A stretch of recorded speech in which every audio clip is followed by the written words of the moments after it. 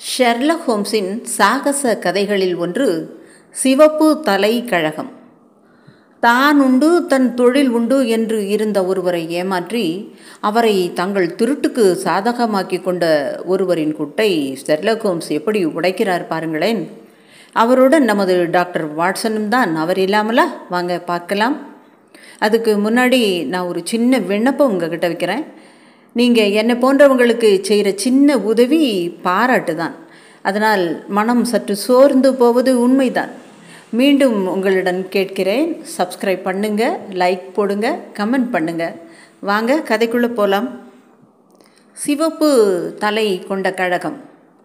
நண்பர் திரு ஷெர்லக் ஹோம்ஸிடமிருந்து எனக்கு அழைப்பு வந்தது. செஞ்சிவப்பு தலைமுடி கொண்ட மனிதரை பற்றிய புதிய வழக்கை குறித்த விவாதம் ஒன்றை நடத்த வேண்டும் என்று குறிப்பிட்டார். எனது நோயாளிகளை கவனித்துவிட்டு அவரை பார்க்க நான் பேக்கர் தெருவுக்கு சென்றேன். எனக்கு முன்பு ஹோம்ஸுடன் ஒரு மனிதர் பேசி கொண்டிருந்தார். அந்த தடித்த மனிதர் நாற்காலியிலிருந்து பாதி வரை எழுந்து ஒரு சிறிய வணக்கத்தை வைத்தார். அவரது கண்களில் பல கேள்விகள் சூழப்பட்டிருந்தன. மிஸ்டர் வாட்சன், உங்களின் அன்றாட பழக்க வழக்கங்களை பற்றி நான் அறிவேன். அதன் நடுவில் என் வழக்குகளில் உங்களை பயன்படுத்திக் கொள்வதில் எனக்கு கொஞ்சம் வருத்தமாக இருக்கிறது. அதற்காக உங்களிடம் முன்பே மன்னிப்பு கேட்டுக்கொள்கிறேன். அப்படியில்லை, உங்கள் வழக்குகள் எனக்கு மிகவும் ஆர்வமாகத்தான் இருக்கிறது. சில எளிய சிக்கல்களுக்கு கூட முடிவு காண அசாதாரணமான மனிதர்களின் உதவி தேவைப்படுகிறது. அதனாலேயே உங்களை மீண்டும் உதவிக்கு அழைக்கிறேன். நீங்கள் எப்போ வேண்டுமானாலும் உங்கள் வழக்குக்காக என் உதவியை நாடலாம் ஹோம்ஸ். நன்றி டாக்டர். இங்குள்ள திரு ஜாபஸ் வில்சன் இன்று காலை என்னை அழைத்து நடந்த ஒரு சம்பவத்தை சொன்னார். நடந்த நிகழ்வுகளை கேட்கும்போது குற்றம் நடந்திருக்கிறதா இல்லையா என்று என்னால் சொல்ல முடியவில்லை. ஆனால் நடந்த நிகழ்வு மிகவும் தனித்துவமாக இருக்கிறது. திரு வில்சன், உங்கள் கதையை மீண்டும் ஒரு முறை கூறுங்கள். எனது நண்பர் டாக்டர் வாட்சன் தொடக்க பகுதியிலிருந்து கேட்கட்டும். நான் கவனிக்க மறந்த பகுதிகளை குறித்து கொள்ளவும் அது உதவியாக இருக்கும் என்றார். எங்களின் அந்த புது வாடிக்கையாளர் வில்சன் தன் மார்பை கொஞ்சம் பெருமிதத்துடன் உயர்த்தி தோற்றமளித்தார். அவருடைய கோட்டின் உள் பாக்கெட்டிலிருந்து ஒரு அழுக்கு படிந்த சுருக்கமான செய்தி தாளை எடுத்தார். அதை எடுத்து வாட்சனிடம் கொடுத்தார். சிவப்பு தலை கொண்ட கழகம்.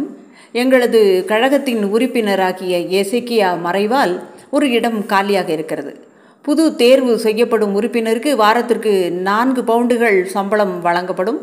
உடலிலும் மனதிலும் 21 வயதுக்கு மேற்பட்டவர்களாக இருக்க வேண்டும். குறிப்பாக சிவப்பு தலைமுடி கொண்ட ஆண்களாக இருக்க வேண்டும். வரும் திங்களன்று 11 மணிக்கு டங்கன் ரோஸுக்கு ஃப்ளீட் ஸ்ட்ரீட்டின் அருகில் இருக்கிற அலுவலகங்களில் நேரில் விண்ணப்பிக்கலாம். இதன் பொருள் என்னவென்று எனக்கு புரியவில்லை. அந்த அறிவிப்பை 2 முறை நான் படித்து பார்த்தேன். ஹோம்ஸ் அதீத உற்சாகத்தில், இந்த அறிவிப்பு தனித்துவமாக இருக்கிறதல்லவா? திரு வில்சன், இந்த விளம்பரம் உங்களையும் உங்கள் வீட்டையும் எப்படி புரட்டி போட்டதென்பதை விளக்கமாக சொல்லுங்கள். டாக்டர், நீங்கள் ஒரு காகிதத்தில் அவர் சொல்கிறதை எல்லாம் குறிச்சிக்கங்க. 2 மாதத்திற்கு முன்பு, தேதி கூட ஏப்ரல் 27, 1890 என்று நினைக்கிறேன். பரவாயில்ல, தேதி குறிப்பிட்டது மிகவும் நல்லது. திரு ஷெர்லக் ஹோம்ஸ் உங்களிடம் கூறியது போல, நான் நகரத்துக்கு அருகில் உள்ள கோபாக் சதுக்கத்தில் ஒரு சிறிய அடகு கடை வைத்திருக்கிறேன். இது மிக பெரிய தொழிலெல்லாம் கிடையாது. பல ஆண்டுகளாக என்னால் அன்றாட வாழ்வைத்தான் நடத்த உதவியது. 2 உதவியாளர்களை வைத்திருந்தேன்.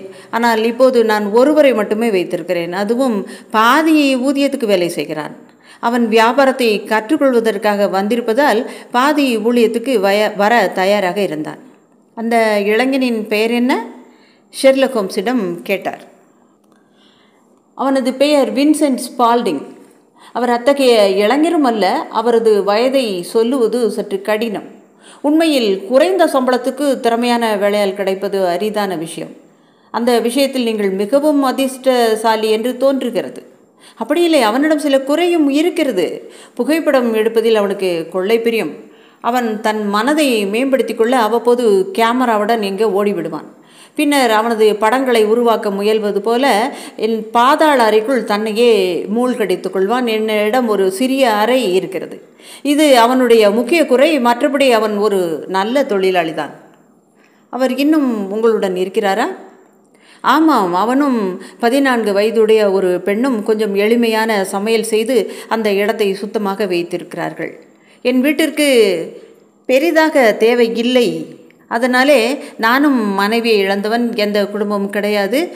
மிகவும் குறைத்த வருமானத்தில் நாங்கள் அமைதியாக வாழ்கிறோம். சிவப்பு தலை கொண்ட கழகம் பற்றி உங்களுக்கு எப்படி தெரிய வந்தது? இந்த விளம்பரத்தை முதலில் எனது உதவியாளர் தான் என்னிடம் காட்டினான். தங்களுக்கு சிவப்பு தலை இருப்பதற்கு இறைவனிடம் நன்றி சொல்ல விரும்புகிறேன் என்றான். அது ஏன்? சிவப்பு தலை கழகத்தில் ஒரு இடம் காலியாக இருக்கிறது, அதில் நீங்கள் விண்ணப்பித்தால் நன்றாக இருக்கும் என்றான். ஏற்கனவே அடகு கடை வைத்திருக்கும் உங்களை உங்களுடைய உதவியாளர் எதுக்காக ஒரு வேலைக்கு விண்ணப்பம் செய்ய சொல்ல வேண்டும்? ஹோம்ஸ், நீங்கள் என் கடைக்கு வந்தால் எனக்கு எவ்வளவு வணிகமாகிறது என்று உங்களுக்கு தெரியும். எனக்கு கொஞ்சம் கூடுதல் வருமானம் தேவைப்பட்டது. அதனால் இது போன்ற வேலைவாய்ப்பு வந்தால் தெரிவிக்கும்படி ஏற்கனவே நான் அவனிடம் சொல்லி இருந்தேன். ஓ, சிவப்பு தலை கழகத்தை பற்றி இதற்கு முன்னாடி நீங்கள் கேள்விப்பட்டிருக்கிறீர்களா? இல்லை இல்லை, நான் கேள்விப்பட்டதே இல்லை. எனக்கு வியப்பாக இருக்கிறது.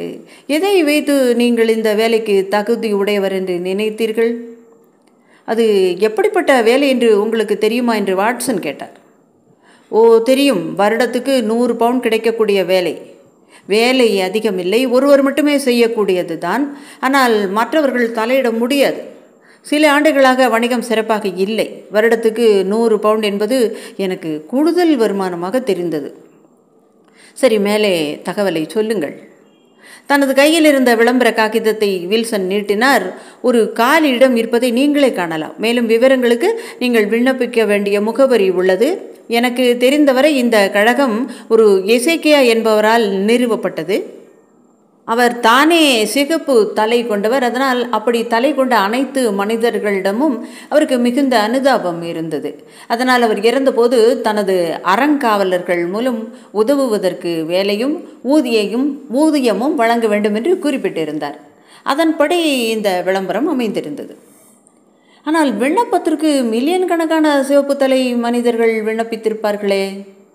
இல்லை, நீங்கள் நினைக்கும் அளவுக்கு இல்லை என்று வில்சன் பதிலளித்தார். அமெரிக்காவிலிருந்து லண்டனில் குடிபெயர்ந்தவர்களுக்கு அவர்கள் நினைக்கும் அளவுக்கு சிவப்பு தலைமுடி இருப்பதில்லை. அதனால் இந்த வேலை எனக்கு கிடைக்க வாய்ப்பு இருக்கிறது என்று எனது உதவியாளன் குறிப்பிட்டான். நானும் நேர்காணல் என்று கடைக்கு விடுப்பு விட்டு விளம்பரத்தில் குறிப்பிட்டிருக்கும் முகவரிக்கு சென்றேன். அங்கு வேலைக்கு விண்ணப்பித்து இருப்பவர்கள் பலர் வந்திருந்தார்கள். மிஸ்டர் ஹோம்ஸ், இது போன்ற ஒரு காட்சியை மீண்டும் பார்ப்பேன் என்று ஒருபோதும் நான் நினைத்து கூட பார்க்க முடியவில்லை.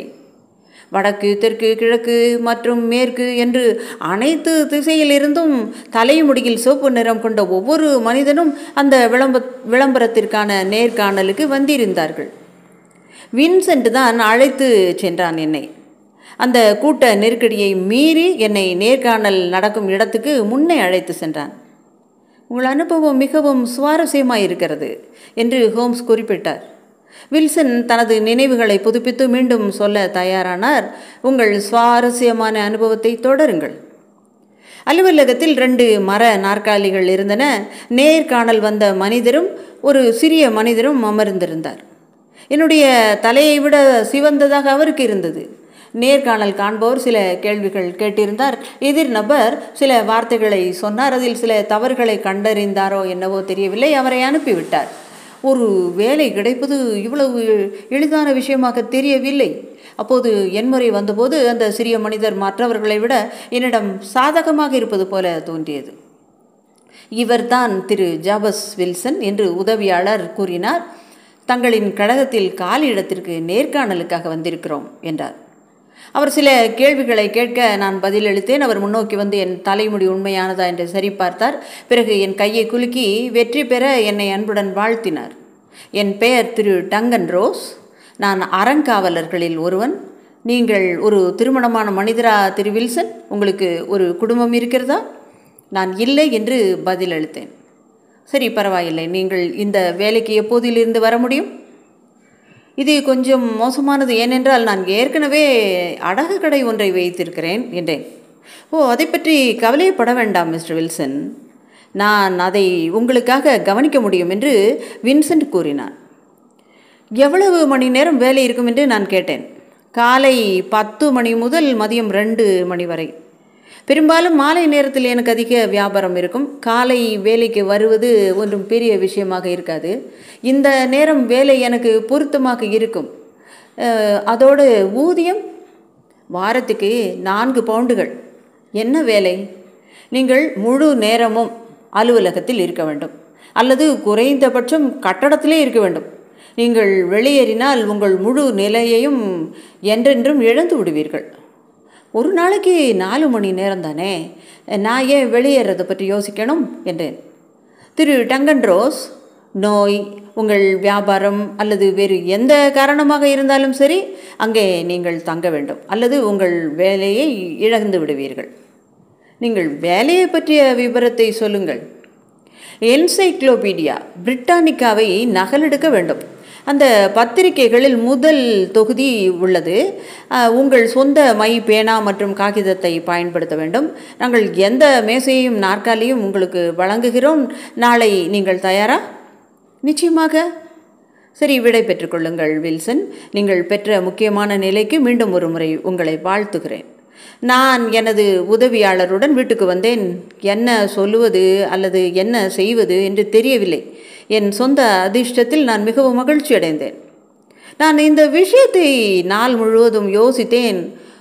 ஏனென்றால் முழு விவகாரமும் ஏதோ ஒரு பெரிய மோசடி அல்லது சூழ்ச்சியாக இருக்க வேண்டுமோ என்று என் மனதின் ஓரத்தில் தோன்றியது. என்சைக்ளோபீடியா பிரிட்டானிக்காவை நகல் எடுப்பது போன்ற எளிமையான வேலைக்கு அத்தகைய தொகையை எதற்காக செலுத்துகிறார்கள்? வின்சென்ட் என்னை உற்சாகப்படுத்த தன்னால் முடிந்ததை செய்தான். காலையில் மை பாட்டிலும் ஒரு குயில் பேனாவையும் 7 தாள் பேப்பரையும் வாங்கினேன். என் புது வேலையிடத்திற்கு சென்றேன். என் ஆச்சரியத்துக்கும் மகிழ்ச்சிக்கும் எல்லாம் முடிந்தவரை சரியாகத்தான் இருந்தது. டங்கன் ரோஸ் என் வேலைக்கான அட்டவணையை தயாராக வைத்திருந்தார். நான் எப்படி வேலை செய்கிறேன் என்பதை காண அருகில் வந்தார். ஏ எழுத்தில் நான் தொடங்கினேன். பின்னர் அவர் என்னை அறையில் விட்டுவிட்டார். ஆனால் எல்லாமே என்னுடன் சரியாக இருப்பதை காண அவர் அவ்வப்போது வருவார். 2 மணிக்கு நான் விடை பெறும்போது வந்து நான் எழுதியதை பார்ப்பார். நான் சென்ற பிறகு அலுவலகத்தின் கதவை பூட்டுவார். திரு ஹோம்ஸ் இது போல் ஒவ்வொரு நாளும் சென்றது. சனிக்கிழமை என்று மேலாளர் வந்து எனது வார வேலைக்காக 4 பவுண்டு சம்பளம் கொடுத்தார். இது அடுத்த வாரமும் அதே போல இருந்தது. அதற்கு அடுத்த வாரமும் அது தொடர்ந்தது. தினமும் காலையில் நான் 10 மணிக்கு அங்கே இருந்தேன். ஒவ்வொரு பிற்பகலிலும் நான் 2 மணிக்கு கிளம்பினேன். ஒரு கட்டத்தில் திரு டங்கன் ரோஸ் காலையில் மட்டுமே வருவார். பின்னர் 1 மணி நேரத்துக்கு பிறகு அவர் உள்ளே வருவதே கிடையாது. இன்னும் நிச்சயமாக நான் ஒரு நொடி கூட அறையை விட்டு வெளியேற துணியவில்லை. ஏனென்றால் அவர் எப்போது வேண்டுமானாலும் வருவார் என்று தோன்றியதாகவே நான் வேலையை இழக்க விரும்பவில்லை. 8 வாரங்கள் இப்படியே கடந்து விட்டன. நான் ஏ லெட்டர்ஸ் எல்லாம் எழுதி கொண்டிருந்தேன். நீண்ட காலத்துக்கு பிறகு நான் பிக்கு செல்லலாம் என்று நம்பினேன். ஆனால் ஒரு நாள் முழு வேலையும் முடிவுக்கு வந்தது. முடிவுக்கு வந்தது அப்படின்னா? ஆமாம், இன்று காலைக்கு பிறகு இல்லை. நான் வழக்கம் போல 10 மணிக்கு வேலைக்கு போனேன். ஆனால் கதவு மூடப்பட்டு பூட்டப்பட்டிருந்தது. ஒரு சிறிய சதுர அட்டை பலகையின் நடுவே ஒரு தட்டுடன் சுற்றப்பட்டிருந்தது. இதோ நீங்களே படிக்கலாம். குறிப்பு காகிதத்தில் ஒரு தாளின் அளவை பற்றி அவர் வெள்ளை அட்டை வைத்திருந்தார். அதில் சிவப்பு தலை கழகம் கலைக்கப்படுகிறது, அக்டோபர் 9, 1890. ஹோம்ஸும் நானும் இந்த அட்டையில் இருக்கும் அறிவிப்பை வாசித்தோம். ஒரு பக்கம் நகைச்சுவையாக இருந்தாலும் இன்னொரு பக்கம் அதன் பின்னால் இருக்கும் ஏமாற்றுத்தனம் தெரிந்தது. ஒரு நிமிடம் என்னை அறியாமல் சிரித்தேன். இதில் மிகவும் வேடிக்கையாக எதுவும் இருப்பதாக எனக்கு தெரியவில்லை என்று வில்சன் அழுதார் நாங்கள் சிரிப்பதை பார்த்து. அவரது சுடர்விடும் தலையில் வேர்வை வந்தது. என்னை பார்த்து சிரிப்பதை விட உங்களால் எதுவும் செய்ய முடியாவிட்டால் நான் வேறு இடத்துக்கு போகிறேன். ஐயோ, இல்லை இல்லை என்று ஹோம்ஸ் மறுத்தார். அவரை பாதி எழுந்திருந்த நாற்காலியில் திருப்ப நகர்த்தினார். உங்கள் வழக்கை நான் தவற விட மாட்டேன். இது மிகவும் அசாதாரணமானது. நாங்கள் சொல்லுவதை நீங்கள் மன்னிக்க விரும்பினால் இதில் கொஞ்சம் வேடிக்கையாக ஒன்று இருக்கிறது. அட்டையை வாசலில் கண்டதும் என்ன நடவடிக்கை எடுத்தீர்கள்? நான் தடுமாறி போனேன். என்ன செய்துன்னு எனக்கு தெரியல. பின்னர் அலுவலக சுற்றுகளை அழைத்தேன். ஆனால் அவர்கள் யாருக்கும் இது பற்றி தெரியவே இல்லை. கடைசியாக நான் தரைமட்டத்தில் வசிக்கும் உரிமையாளரிடம் போனேன். சிவப்பு தலை கழகத்துக்கு என்ன ஆனதென்று அவர் என்னிடம் சொல்ல முடியுமா என்று கேட்டேன். அப்படியா, இது போன்ற கழகத்தை நான் கேள்விப்பட்டதே இல்லை என்று கூறினார். திரு டங்கன் ரோஸ் பற்றியாவது தெரியுமா? ஐயோ, அந்த பெயரே எனக்கு புதியது. சரி, அப்படியென்றால் அறை எண் 4 உள்ள மனிதர் எங்கே? அந்த சிவப்பு தலை மனிதரா? ஆமாம், அவரது பெயர் வில்லியம் மோரிஸ். அவர் ஒரு வழக்கறிஞர். அவரது புதிய வளாகம் தயாராகும் வரை எனது அறையை ஒரு தற்காலிக வசதிக்காக பயன்படுத்தி கொண்டார். அவர் நேற்று வெளியேறிவிட்டாரே. தற்போது அவர் எங்கே இருக்கிறார் என்று தெரியுமா? அவருடைய புதிய அலுவலகங்களில் அவர் என்னிடம் முகவரியை சொன்னார். செயின்ட் ஃபால்ஸுக்கு அருகில் உள்ள 17 கிங் எட்வர்ட் தெரு. மிஸ்டர் ஹோம்ஸ், நான் அங்கே சென்றேன். ஆனால் அந்த முகவரியில் தொப்பி தயாரிக்கும் நிறுவனம் இருந்தது. டங்கன் ரோஸ் என்ற பெயரில் யாருமே இல்லை. நான் என் வீட்டுக்கு போனேன். எனது உதவியாளரின் ஆலோசனையை கேட்டேன். அவனால் எந்த வகையிலும் எனக்கு உதவ முடியவில்லை. ஹோம்ஸ், அப்படியே என்னால் இதை விட்டுவிட முடியவில்லை. அதனால்தான் உங்கள் ஆலோசனையை கேட்டு வந்திருக்கிறேன். புத்திசாலித்தனமான வேலை செய்தீர்கள். உங்கள் வழக்கு மிகவும் குறிப்பிடத்தக்க ஒன்று. அதை பார்ப்பதில் நான் மகிழ்ச்சி அடைவேன். நீங்கள் என்னிடம் சொன்னதிலிருந்து முதல் விஷயத்திலிருந்து கடைசி வரை கடுமையான சிக்கல் இருக்கிறது. ஆமாம், நான் 4 வாரத்துக்கு 4 பவுண்டுகள் என இழந்து விட்டேன். திரு ஜாபர்சன் வில்சன் அதை பற்றியே கூறினார். ஆனால் என்னால் அப்படி எடுத்துக்கொள்ள முடியவில்லை. அவர்கள் யார்? எதற்காக என்கிட்ட விளையாடினாங்க? என்னிடம் விளையாடுவதற்காகவா 30 பவுண்டுகளுக்கு மேல் செலவு பண்ணாங்க? அவங்கள பற்றின விவரங்களை நான் தெரிந்து கொள்ள வேண்டும் என்று நினைக்கிறேன். உங்களுக்காக இந்த சந்தேக புள்ளிகளை அளிக்க நாங்கள் முயற்சிக்கிறோம். முதலில் ஒரு கேள்விக்கு பதில் சொல்லுங்கள் வில்சன். விளம்பரத்தின் மீது உங்கள் கவனத்தை முதலில் அழைத்த உங்களின் இந்த உதவியாளர், அவர் உங்களுடன் எத்தனை காலம் பணியாற்றுகிறார்? சுமார் 1 மாதம். அவர் எப்படி வந்தார்? நான் விளம்பரம் கொடுத்திருந்தேன். அதற்கு அவன் விண்ணப்பித்திருந்தான். அவர் மட்டும் விண்ணப்பித்தாரா? இல்லை, 12 பேர் விண்ணப்பித்தார்கள். பிறகு நீங்கள் ஏன் அவனை தேர்வு செய்தீர்கள்? அவன்தான் குறைவான சம்பளத்துக்கு வருவதற்கு தயாராக இருந்தான். அதாவது அரை சம்பளத்துக்கு. வின்சென்ட் எப்படிப்பட்டவர்? உயரத்தில் சிறியவன், தடித்தவனாக இருப்பான். முகம் முழுவதுமாக ரோமமற்றவனாக இருப்பான். 30 வயதுக்கு மேல் இருக்காது. நெற்றியில் வலது பக்கம் சிறு காயம் கூட இருக்கும். ஹோம்ஸ் தனது நாற்காலியில் உற்சாகமாக அமர்ந்தார். அவரை குறித்து வேறு தகவல் ஏதாவது இருக்கிறதா? அவனுடைய காது வளையங்களை நீங்கள் எப்போதாவது கவனித்திருக்கிறீர்களா? ஆமாம், ஒரு காயம் இருக்கிறது. அவன் சிறு பையனாக இருந்தபோது ஏற்பட்டதாக சொன்னான். வில்சன் பதிலளிக்கும் போது கொஞ்சம் வியப்பாக இருந்தது. சரி, ஆழ்ந்த சிந்தனையில் மூழ்கி ஹோம்ஸ் கூறினார், அவர் இன்னும் உங்களுடன் வேலையில் இருக்கிறாரா? ஆமாம், நான் அவனை நம்பித்தான் கடையை விட்டு வந்திருக்கிறேன். அதாவது நீங்கள் இல்லாத உங்கள் கடையை அவர் தான் பார்த்து கொள்கிறார். ஆமாம், இதுவரை அவரிடமிருந்து எந்த புகாருமே இல்லையே. திரு வில்சன், நான் உங்களிடம் இந்த விஷயத்தை குறித்து 1 அல்லது 2 நாட்களில் என் கருத்தை சொல்லுகிறேன். இன்று சனிக்கிழமை, திங்கட்கிழமைக்குள்ள நாம் ஒரு முடிவுக்கு வரலாம் என்று நம்புகிறேன். ஹோம்ஸின் நம்பிக்கையான வார்த்தையில் வில்சன் அந்த அறையை விட்டு வெளியேறினார். வில்சன் வெளியேறிய பிறகு, சரி வாட்சன், நீங்கள் இதை குறித்து என்ன நினைக்கிறீர்கள்? நான் இதை ஒன்றும் கூற முடியாது. இது மிகவும் மர்மமான கதையாக இருக்கிறது என்று நான் வெளிப்படையாக பதிலளித்தேன். நீங்கள் என்ன செய்ய போகிறீர்கள் என்று கேட்டேன். ஒரு 50 நிமிடங்களுக்கு உங்களிடம் பேசாமல் நான் யோசிக்க விரும்புகிறேன். ஹோம்ஸ் தனது நாற்காலியில் தன்னை சுருட்டி கொண்டார். சற்று நேரம் கண்ணை மூடிக்கொண்டு யோசித்தார். அவர் தூங்கிவிட்டார் என்ற முடிவுக்கு நான் வந்தேன். வாட்சன், உங்கள் நோயாளிகள் உங்களுக்காக இன்னும் சில மணி நேரம் காத்திருப்பார்களா? எனக்கு இன்று எந்த வேலையும் இல்லை. என் பொறுப்பாளர் அங்கே இருப்பார். பின்னர் உங்கள் தொப்பியை போட்டுக்கொண்டு வாருங்கள். நாம் நகரத்தின் வழியாக சென்று மதிய உணவு சாப்பிடலாம். இந்த திட்டத்தில் ஜெர்மன் இசை கேட்கும் நிகழ்ச்சிக்கு போகலாம். இன்னும் சில இடங்களுக்கு செல்ல வேண்டியிருக்கிறது. இதில் இருக்கும் உள்நோக்கத்தை பற்றி உங்களுக்கு பிறகு சொல்லுகிறேன். நாங்கள் ஆல்டர்ஸ்கேட் வரை அண்டர் கிரவுண்டு பயணம் செய்தோம். ஒரு குறுகிய நடை எங்களை காலையில் கேட்டுக்கொண்டிருந்த ஒற்றை கதையின் காட்சியான சாக்சே கோப்பர் சதுக்கத்துக்கு அழைத்து சென்றது. சாக்சே கோப்பர் சதுக்கத்திலிருந்து மூலையை திரும்பும்போது நாங்கள் கண்டறிந்த சாலை ஒரு படத்தின் முன்புறமும் பின்புறமும் இருப்பதைப் போலவே இதற்கு நேர் மாறாக இருந்தது. வடக்கு மற்றும் மேற்கு நோக்கி நகரத்தின் போக்குவரத்தை தெரிவிக்கும் முக்கிய பாதையில் இதுவும் ஒன்றாகும். உள்நோக்கியும் வெளிப்புறமாகவும் இரட்டை அலைகளில் பாயும் வர்த்தகத்தின் மகத்தான நீரோட்டத்துடன் சாலை தடை செய்யப்பட்டிருந்தது. அதே நேரத்தில் பாதசாரிகளின் அவசரத்துடன் பாதைகள் கருப்பு நிறத்தில் இருந்தது. டாக்டர், நம்ம வீட்டுக்கு செல்ல வேண்டிய நேரம் வந்துவிட்டது.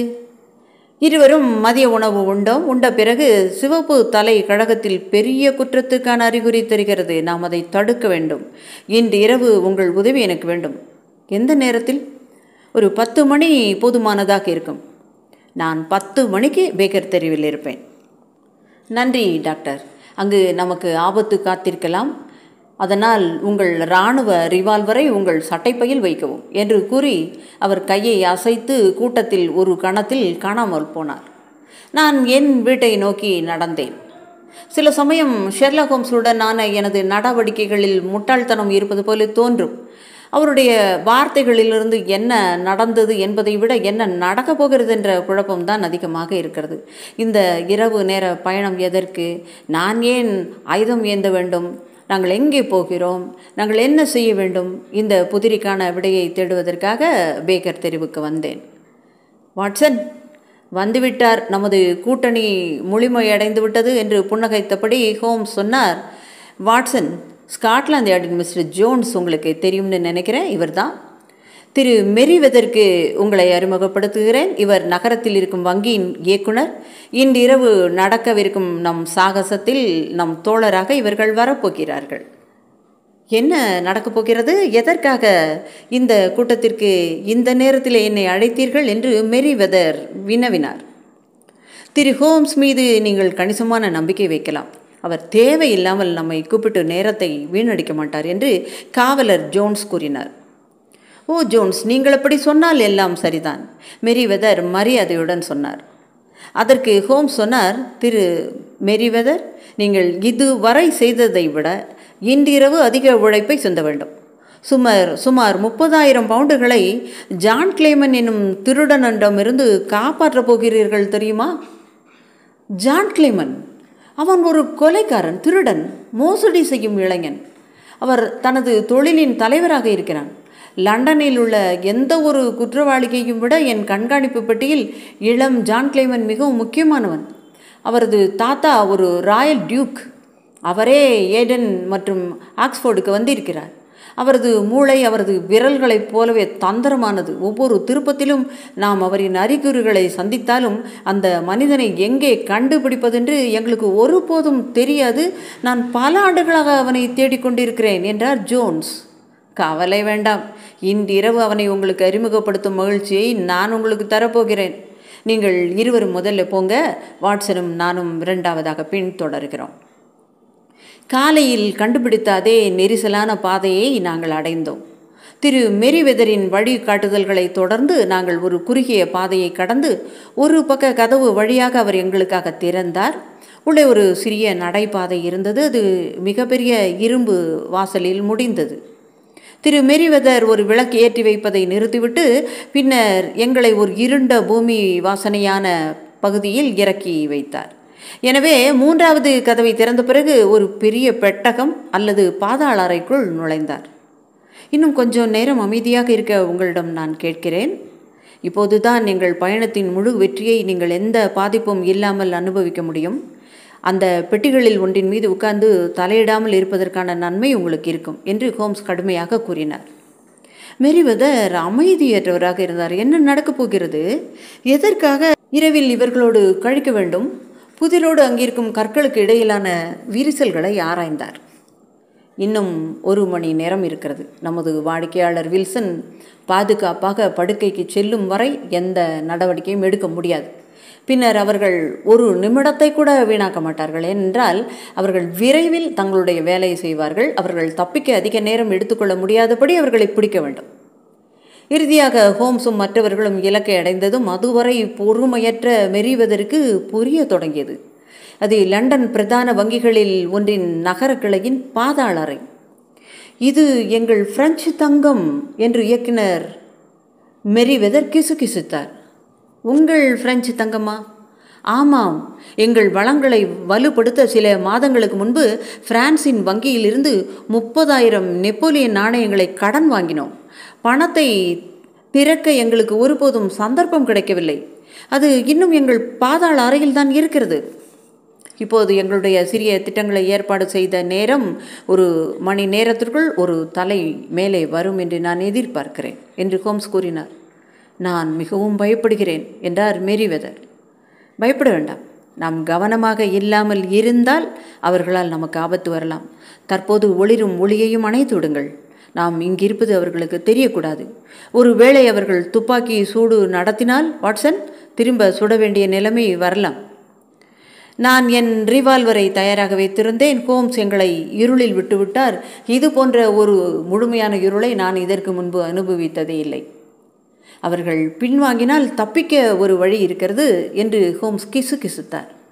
அது வீடு வழியாக மீண்டும் சாக்சைகோபர்க் சதுக்கத்தில் உள்ளது.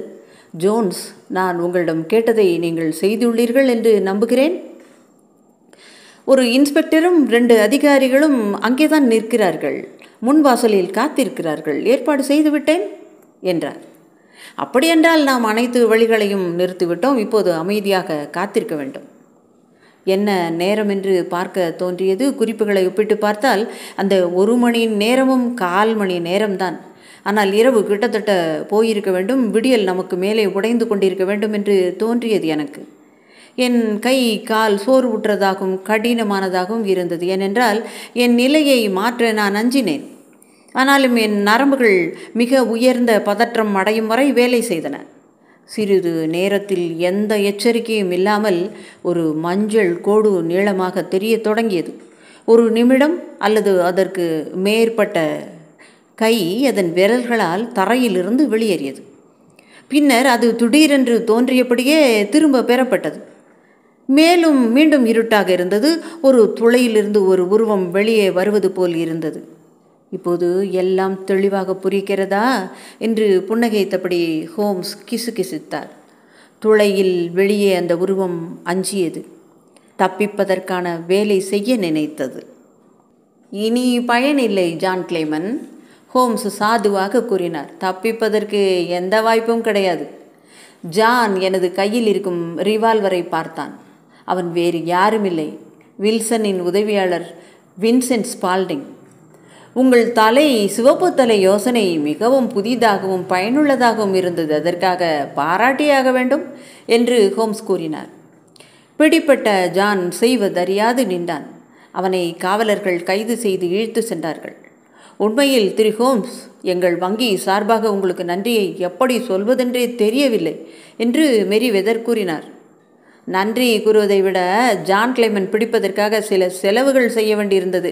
அதை உங்கள் வங்கி திரும்ப தந்தால் போதும் என்று தனது விண்ணப்பத்தை ஹோம்ஸ் வேடிக்கையாக கூறினார். கண்டிப்பாக தருகிறோம் என்றார் மெரிவெதர். பேக்கர் தெருவில் ஹோம்ஸ் வீட்டில் விஸ்கியுடன் ஆழ்ந்த யோசனையில் வாட்சன் இருந்தார். ஹோம்ஸ் இந்த வழக்கை எப்படி கண்டுபிடித்தார் என்ற புதிரை மனதுக்குள் ஓட்டி கொண்டிருந்தார். அதை ஹோம்ஸ் வாயால் கேட்டு தெரிந்து கொள்வதை விட நாம கண்டுபிடிக்க வேண்டும் என்று முயற்சித்தார். ஆனால் பலன் இல்லை. வாட்சனின் தவிப்பை பார்த்த ஹோம்ஸே விளக்கினார். அந்த கழகத்தின் விளம்பரத்தை கவனித்தீர்கள் என்றால், என்சைக்ளோபீடியாவை நகல் எடுப்பது அதற்கு ஒவ்வொரு நாளும் பல மணி நேரங்கள் தேவைப்படும். வாரத்திற்கு 4 பவுண்ட் என்று ஆசை காட்டி வில்சனை அவரது அடகு கடையிலிருந்து அப்புறப்படுத்த வேண்டும். அவரை தேர்வு செய்ய முக்கிய காரணமாக ஏதாவது ஒன்றை சொல்லி வில்சனை நம்ப வைக்க வேண்டியதாக இருந்தது. அதற்கு அவருடைய சிவப்பு தலையை சிறப்பு தகுதியாக கருதி தேர்வு செய்தது போல அவரை நம்ப வைத்திருக்கிறார்கள். வீட்டில் பெண்கள் இருந்திருந்தால் இது போன்ற மோசமான சூழ்ச்சி நடப்பதை சந்தேகித்திருக்க முடியும். வில்சனின் வணிகமும் சிறியது, செலவுகளுக்கு காரணம் இல்லை. அவரை எப்படியாவது வெளியேறச் செய்தால் அவரது கடையிலிருந்து வங்கிக்கு பாதாள அறையை தோண்ட முடியும். ஏனென்றால் வங்கியின் பின்பக்க பகுதியில் வில்சனின் அடகு கடை அமைந்திருந்தது. அதற்காகத்தான் பாதி சம்பளத்தில் அங்கு வேலைக்கு சேர்ந்தான் அவன். தனது புகைப்படும் படம் எடுக்கும் ஆர்வத்தை காட்டி அந்த கடைசி பாதாள அறைக்கு தேவையான வேலைகளை வெளியே செய்து வந்தான். வில்சன் கடையில் இல்லாத நேரத்தில் கடைக்குள் வேலை செய்தான். பாதாள அறையை குறித்த சந்தேகம் எப்படி உங்களுக்கு வந்தது? வில்சன் அடகு கடையை சுற்றி பார்வையிட்டதிலும் அதன் அருகில் வங்கி இருப்பதையும் சந்தேகம் வந்தது. அதை சுற்றி இருக்கும் தெருக்களை பார்வையிட்டேன். வில்சன் உதவியாளனின் உருவ அமைப்பானது ஒரு பிரபல குற்றவாளியோடு ஒத்துப்போனது. அந்த சந்தேகத்தை உறுதி செய்து கொள்ள ஸ்காட்லாந்து யார்ட் காவலரான ஜோன்ஸை தொடர்பு கொண்டு உறுதிப்படுத்தி கொண்டேன். பின்னர் வங்கி இயக்குநரை அழைத்து விளக்கியதை நீங்களே நேரில் பார்த்தீர்களே. ஹோம்ஸ் விளக்கத்தை கேட்டு டாக்டர் வாட்சன் அமைதியானார். குற்றத்தை கண்டுபிடித்த விரிவை கேட்டதால் இன்றைய இரவின் தூக்கமின்மையிலிருந்து நான் தப்பித்தேன். ஹோம்ஸ் தன் வாயிலிருந்து சுருட்டு பைப்பை எடுத்துவிட்டு சிரித்தார். கதை நிறைந்தது. பிடிச்சிருந்தா உங்கள் நண்பர்களுக்கும் ஷேர் பண்ணுங்கள். ராஜி ஸ்டோரிஸிலிருந்து உங்கள் நான். நன்றி.